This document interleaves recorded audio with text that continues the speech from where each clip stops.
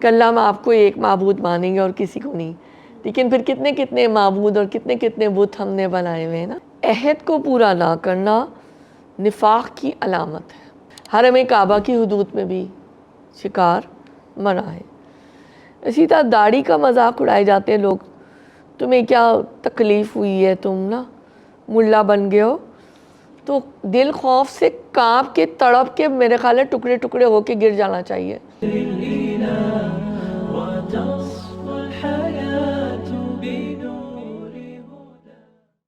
میرا آپ سے اگلا سوال یہ ہے کہ سورہ مائدہ کا آغاز ہو چکا ہے، تو اس میں مسلمانوں کے لیے کیا ہدایات دی گئی ہیں؟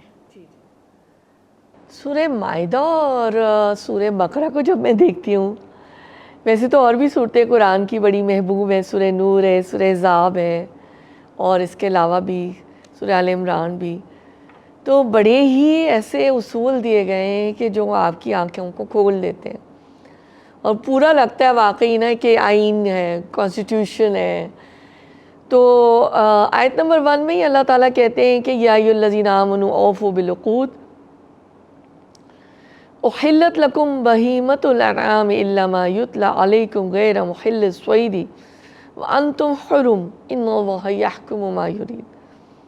اے لوگو جو ایمان لائے ہو، بندشوں کی پوری پابندی کرو، تمہارے لیے مویشی کی قسم کے جانور، تمہارے لیے مویشی کی قسم کے سب جانور حلال کیے گئے سوائے ان کے جو آگے چل کر تمہیں بتائے جائیں گے، لیکن احرام کی حالت میں شکار کو اپنے لیے حلال نہ کر لو، بے شک اللہ تعالیٰ جو چاہتا ہے وہ کرتا ہے اور وہ حکم دیتا ہے۔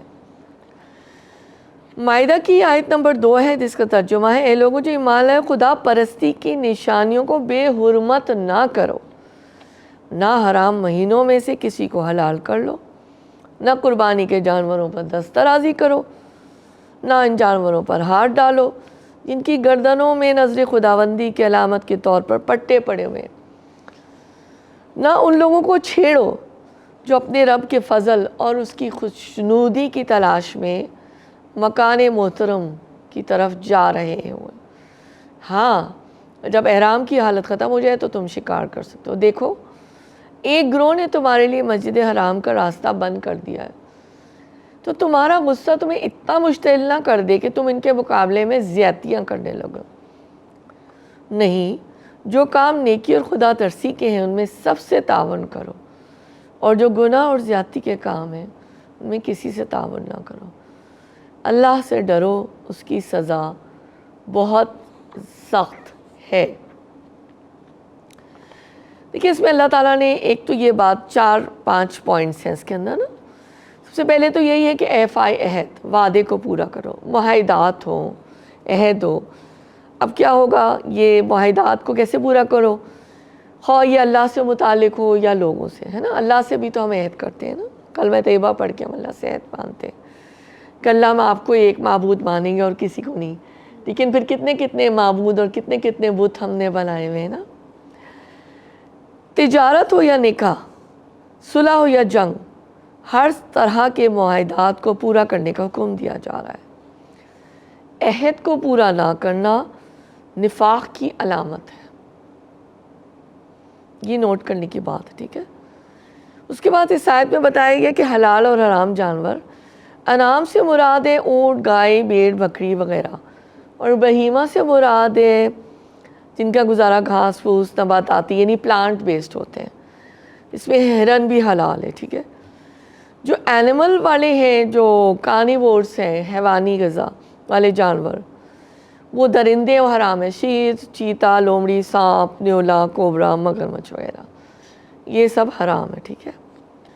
تو یہ تو حلال حرام کی یہاں پہ لسٹ آ گئی، اور اس کی بڑی تفسیر ہے جو کہ تھوڑا سا اور پڑھیں تو پھر سمجھ آ جاتی ہے، لیکن بیسک بات میں نے آپ کو بتا دی ہے۔ حالت احرام میں بھی شکار منع ہے، یہ بھی حکم آ گیا۔ حرم کعبہ کی حدود میں بھی شکار منع ہے۔ تو ایک اور نیکسٹ پوائنٹ آ رہا ہے، 4تھ پوائنٹ، کہ شاعر اللہ کا احترام فرض ہے۔ شاعر اللہ سے کیا مراد ہے؟ نشانیاں اللہ تعالیٰ کی، کعبۃ اللہ، حاجی، احرام کا احترام، حدود حرم، حرمت والے مہینے زکوٰۃ، ذی الحج، رجب، محرم، قربانی کے جانور، یہ چند اگزامپلس ہیں. اس کے اندر پھر اور بھی چیزیں آ جاتی ہیں، جیسے جو ہوتا ہے نا پردے کا لوگ مذاق اڑاتے ہیں، یہ شاعر اللہ میں سے ہیں کیونکہ یہ اللہ کا حکم ہے، سورہ نور میں اور سورہ احزاب میں آیا. اسی طرح داڑھی کا مذاق اڑائے جاتے ہیں لوگ، تمہیں کیا تکلیف ہوئی ہے، تم نا ملا بن گئے ہو. تو دل خوف سے کانپ کے تڑپ کے میرے خیال ہے ٹکڑے ٹکڑے ہو کے گر جانا چاہیے کہ رسول اللہ صلی اللہ علیہ وسلم کی سنت تھی. آپ کوئی کام کریں یا نہ کریں لیکن فرائض اور سنتوں کا نہ مذاق اڑائیں اور نہ اسلامک جوکس میں انڈلج ہوں. ٹھیک ہے، یہ میں اس وقت نصیحت کرنا چاہوں گی. اچھا، اگر ایک اور بات جو قرآن اس میں جو آیت میں آئی تھی، اگر کوئی کافر بھی ہو تو اس کے ساتھ غصے میں اتنے بھڑک جاؤ نا، مشتعل ہو جاؤ کہ زیادتی کر دو. تو اللہ تعالیٰ یہاں پہ اسلامی اخلاق بتا رہے ہیں کہ اگر کوئی نان مسلم بھی ہے تو اس کے ساتھ تم نیکی کے کاموں میں تعاون کرو. تو آخر میں ہمیشہ کی طرح اللہ تعالیٰ نے ڈرایا ہے کہ تقوی ہی تقوی، کہ اللہ ہی اللہ، کہ اللہ سے ہی ڈرو. اور حدیث میں رسول اللہ صلی اللہ علیہ وسلم، ایک حدیث مختصر سی میں پڑھنا چاہوں گی کہ سیدنا ثعلبہ رضی اللہ تعالیٰ عنہ فرماتے ہیں کہ آپ صلی اللہ علیہ وسلم نے ہمیں ہر کچلی والے درندے کے کھانے سے منع کیا ہے. درندوں کے کھانے سے، متفق علیہ یہ بخاری اور مسلم کی. ٹھیک ہے، جو جانوروں کے میں نے نام لیے تھے، ٹائیگرز، لائنز، یہ وہ سانپ فلانے، جو لسٹ، یہ تیسر القرآن میں اس کی پوری لسٹ موجود ہے. تو عملی ابھی ہمیں کیا سمجھ آ گیا؟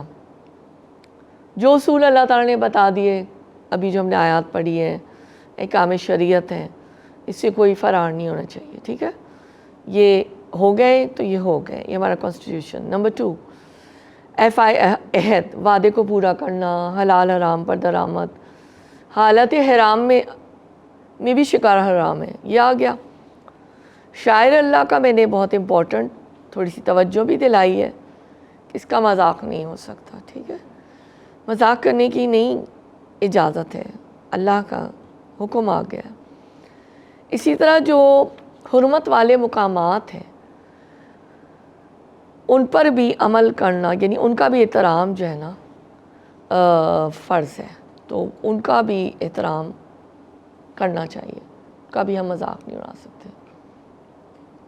مثال کے طور پہ کسی نے، ایک اور مثال میں آپ کو دیتی ہوں، کوئی نئی کسی نے نماز شروع کی ہے، کوئی لڑکی ہے یا لڑکا ہے، کوئی مسجد جا رہا ہے فرض کریں، تو بس پھر اس کے پیچھے لٹ لے کے سارے خاندان دوست پڑ جائیں اور مذاق اڑائیں یا یہ کریں. لیکن وہ تو ایک فرض ادا کر رہا ہے یا کر رہی ہے اور اس کو بات سمجھ آ گئی ہے، تو آپ کوئی نہیں ہوتے خدائی فوجدار بنتے ہوئے.